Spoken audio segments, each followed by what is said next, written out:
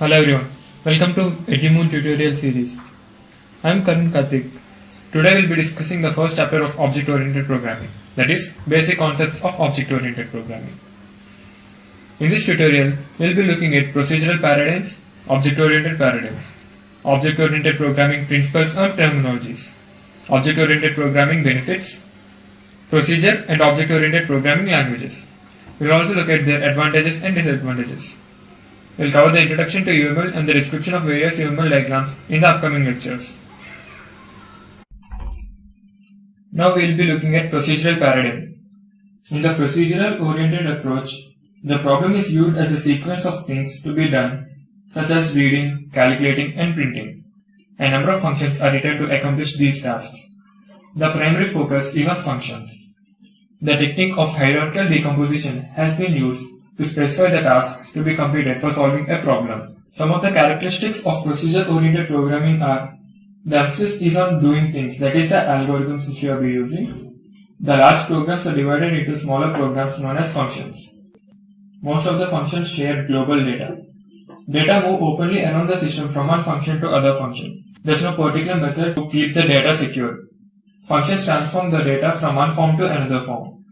And it should be noted that this procedure-oriented programming employs the top-down approach in the program design. And then we will be looking at object-oriented programming paradigm. Object-oriented programming treats data as critical element in the program development and does not allow it to flow freely around the system. It ties data more closely to the functions that operates on it and protects it from accidental modification outside the function.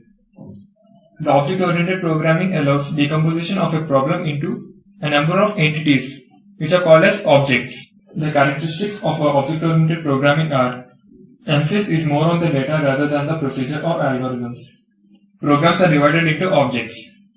Data structures are designed such that they characterize the objects which are being built. Functions that operate on the data of an object are tied up together in the data structure. Data is hidden and cannot be accessed by any external function. It should be noted that this follows bottom-up approach in program design. And now we will be looking at object-oriented programming principles and terminologies. There are four major principles of object-oriented programming. They are also called as four pillars of object-oriented programming. They are known as encapsulation, data abstraction, polymorphism, and inheritance. Now let's know more about these in detail. Encapsulation. Encapsulation is one of the fundamental principles in the object-oriented programming. It describes the idea of combining both data and code or function into a single unit. This is also used to hide the internal representation or state of an object from the outside world. And in C++, encapsulation is implemented by the means of a class. To make this more clear, let us consider a calculator. To add 4 and 5, we can press 4 plus 5 and then an equal to symbol. And then see the result on display. To add 4 and 5, internally it will perform a function that we need not know. Now let's look at data abstraction. Data abstraction refers to the practice of providing only essential information to the outside world and hiding their background details. Data abstraction is a programming technique that relies on the separation of interface and implementation. For example, let's consider a television. We can turn on and turn off the television, change the channel, adjust the volume, add external components such as speakers, VCRs and DVD players. But we do not know its internal details, that is, we do not know how the TV receives the signal from the antenna or through the cable, and finally displays the picture on the screen. Now let's also look at polymorphism. Polymorphism is a Greek terminology which can be broken down as poly, which means many, and morph, which means forms. That means polymorphism means many forms of a particular entity or an object. In object-oriented programming, it is a concept where one name can have many forms. For example, let's consider a smartphone. We all have smartphones for communication. The communication could be anything. It could be a call, a text message, a picture message, email, etc. So the goal is common, that is to communicate. But the approach is different. And in C++, these are implemented using operator overloading and function overloading. Now let us look at the last and important principle of object-oriented programming. It is known as inheritance. Inheritance is a mechanism by which one class can acquire the property of another class. With inheritance, we can reuse the data and functions of the existing class. Hence, inheritance facilitates reusability. Now let us take the example of a class humans. And from humans, we have two subclasses which are inherited. That's called a dad and a mom class. And using those two classes, we inherited a third class which is called as a child class. Now let's look at the benefits of object-oriented programming languages. Reusability. Reusability is very important as it reduces the number of code lines which we write. Once an object is defined, implemented and tested, it can be used again in another systems. The second benefit is that it is extensible. That is, object can inherit from other objects, thus lessening the need to constantly reinvent the wheel. And also, it is easier to manage. Each object is relatively small, self-contained and manageable, thus reducing the complexity and leading to higher quality systems that are easier to maintain. And the fourth benefit is that it is robust. Most of the object-oriented programs support exception and error handling. We need not use a special method to implement this again. The fifth benefit of object-oriented programming is it is reliable in nature. Object-oriented code lends itself to verification via unit testing.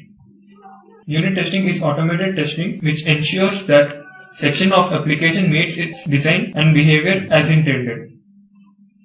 And the last benefit of object-oriented programming is its security. Object-oriented programming provides data hiding, so it's more secure as its data is confined to its class and other functions can't access it.